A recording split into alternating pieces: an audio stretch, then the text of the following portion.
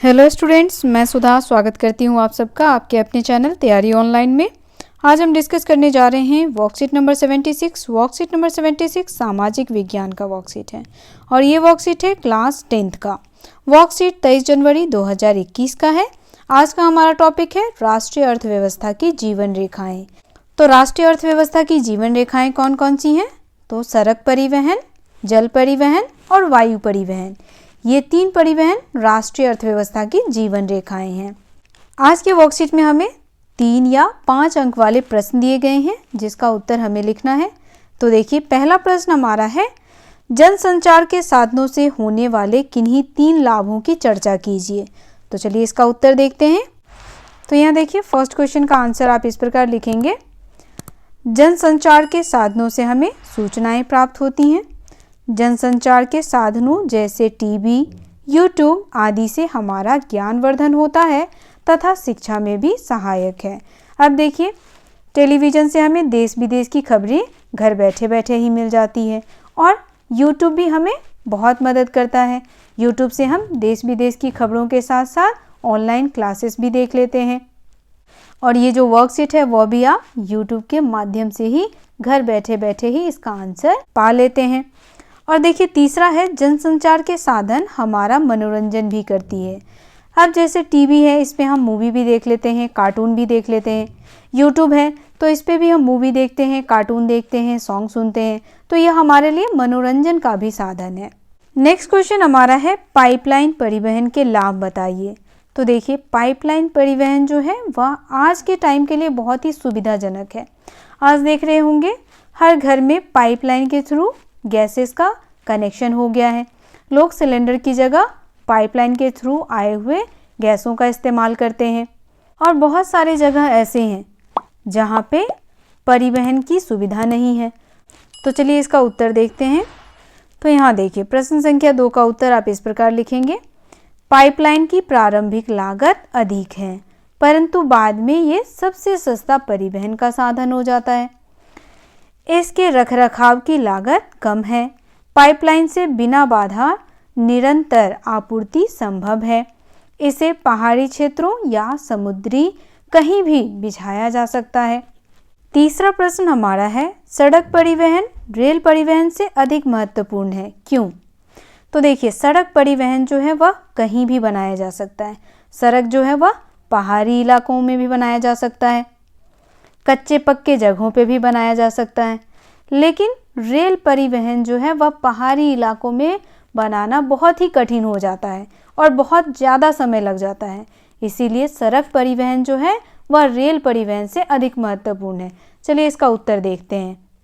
तो यहाँ देखिए, प्रश्न संख्या 3 का उत्तर, सड़क परिवहन का निर्माण तथा रखरखाव की लागत कम है। सड़क परिवहन दुर्गम तथा ऊबड़ खाबड़ पहाड़ी इलाकों में भी किया जा सकता है। यह कम दूरी के लिए सबसे महत्वपूर्ण परिवहन का साधन है। यह कम व्यक्तियों तथा कम सामान के साथ सबसे महत्वपूर्ण परिवहन का साधन है। अब देखिए, सड़क परिवहन जैसे बस है, बस से आप बहुत दूर का सफ़र भी आसानी से तय कर सकते हैं, कम सामान के साथ बहुत दूर तक जा सकते हैं। सड़क परिवहन द्वार से द्वार सेवा प्रदान करता है।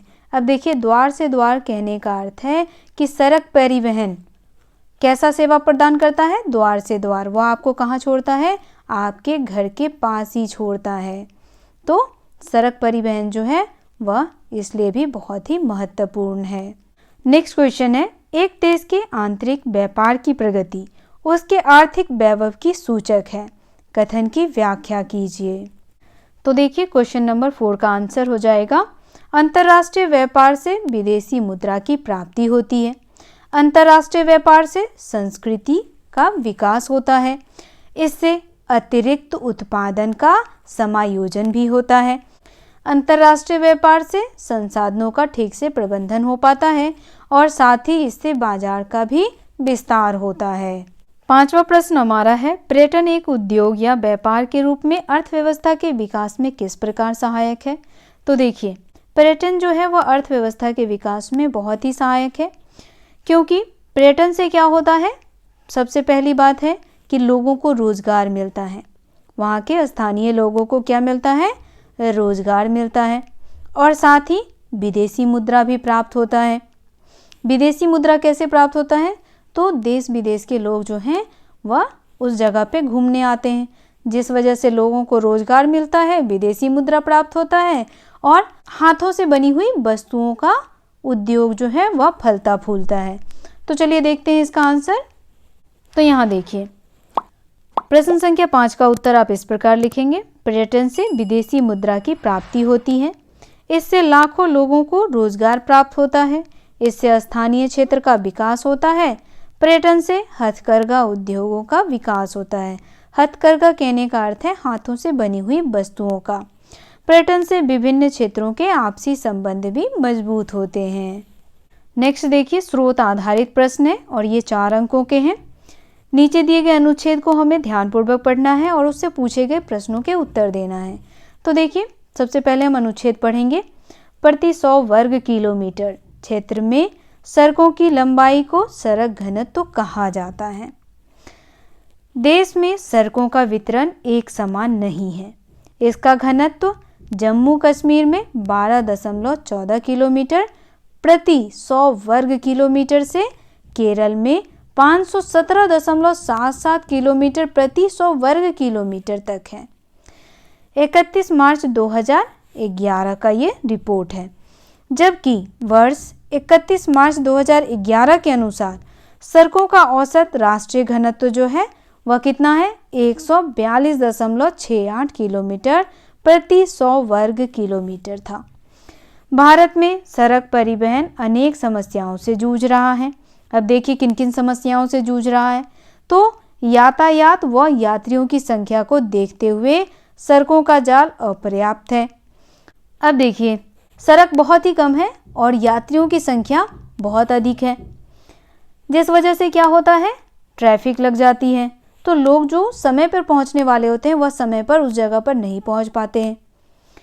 लगभग आधी सड़कें कच्ची हैं तथा वर्षा ऋतु के दौरान इनका उपयोग सीमित हो जाता है।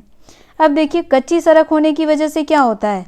वर्षा ऋतु आने पर सड़क क्षतिग्रस्त हो जाता है, जिस वजह से लोगों को उस मार्ग को छोड़ करके दूसरे मार्ग से जाना पड़ता है और इस वजह से उन्हें लंबी दूरी तय करनी पड़ती है। राष्ट्रीय राजमार्ग भी अपर्याप्त हैं। राष्ट्रीय राजमार्ग भी बहुत ही कम है, सीमित है। इसके साथ ही शहरों में भी सड़कें अत्यंत तंग तथा भीड़ भरी है। अभी हम लोग दिल्ली में देख ही रहे हैं कि कैसी स्थिति है। सड़कों पर सिर्फ जाम ही जाम नजर आता है तथा इन पर बने पुल व पुलिया पुराने तथा तंग हैं, जर्जर हालत में हैं, कभी भी किसी भी वक्त गिर सकते हैं। उनकी मरम्मत जो है वह बहुत सालों से की नहीं गई है।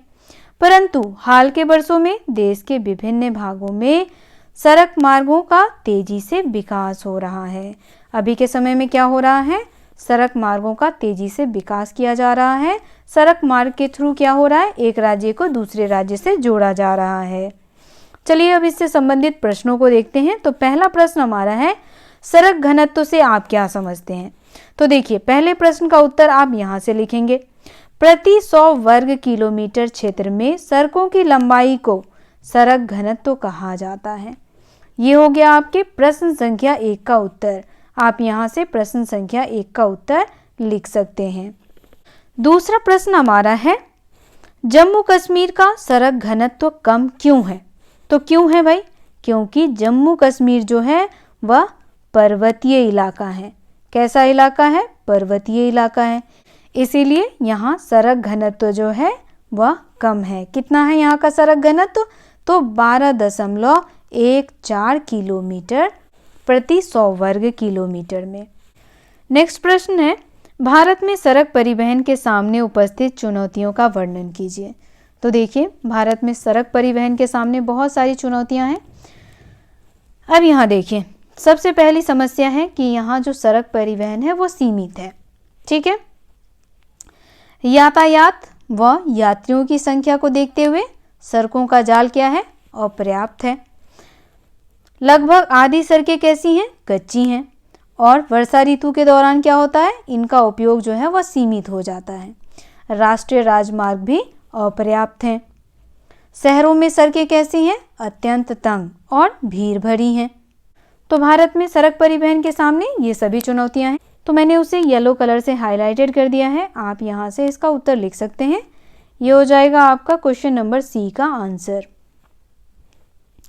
नेक्स्ट क्वेश्चन हमारा है, भारत में सड़कों की व्यवस्था में सुधार हेतु कुछ उपाय बताइए। अब भारत में किस प्रकार सड़कों की व्यवस्था में सुधार लाई जाए, इसके लिए हमें कुछ उपाय बताने हैं। तो यहाँ देखिए, सबसे पहला, कच्ची सड़कों को पक्की सड़कों में बदलना चाहिए। दूसरा, राजमार्गों का और अधिक विकास किया जाना चाहिए। तीसरा है, शहरों तथा कस्बों के बाहर से बाईपास सड़कों का निर्माण किया जाना चाहिए। तभी क्या हो सकता है, भारत में सड़कों की व्यवस्था में सुधार लाई जा सकती है। तो आज का ये वर्कशीट यही समाप्त होता है। वर्कशीट आपको कैसा लगा, आप हमें कमेंट्स करके अवश्य सूचित करें। अगर आप हमें यूट्यूब पे देख रहे हैं तो हमारे चैनल को सब्सक्राइब करें। अगर आप हमारे वीडियो को फेसबुक पे देख रहे हैं तो हमें फॉलो करें। वीडियो आपको अच्छा लगा हो तो इसे लाइक करें और अपने दोस्तों के साथ शेयर करना बिल्कुल ना भूलें, ताकि उन्हें भी वर्कशीट नंबर 76 को सॉल्व करने में हमारी वीडियो से हेल्प मिल सके। आप हमें इंस्टाग्राम, टेलीग्राम, फेसबुक और ट्विटर पर भी फॉलो कर सकते हैं। लिंक आपको डिस्क्रिप्शन में मिल जाएगा। तो मिलते हैं नेक्स्ट वर्कशीट में। आप सबका धन्यवाद। Have a nice day.